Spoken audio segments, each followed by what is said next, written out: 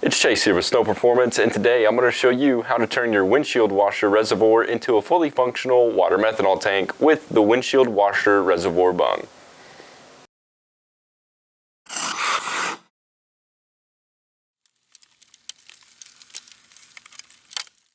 The Windshield Washer Reservoir Bung can be installed in a matter of minutes with common hand tools. All you'll need is a drill, a step bit that goes up to 7/8, a 1/2-inch wrench, and of course the Windshield Washer Reservoir Bung. And now I'm going to bring you over here and show you how to install it. Now let's go ahead and install our Windshield Washer Reservoir Bung. But before you install it, you're going to want to make sure you lube the rubber and the threads up with some oil. It makes it a lot easier when installing.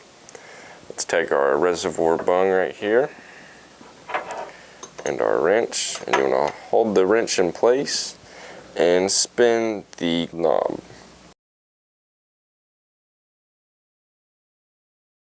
And there you go, just like that, you turned your windshield washer reservoir tank into a fully functional water methanol tank. And with the windshield washer reservoir, you do not need an external tank, and Boost Juice is safe to use as windshield cleaner.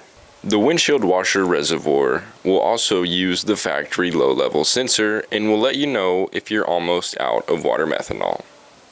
For more information on the Snow Performance Windshield Washer Reservoir Bung or any other great Snow Performance products, please visit snowperformance.net or call 1-888-GO-FAST-1.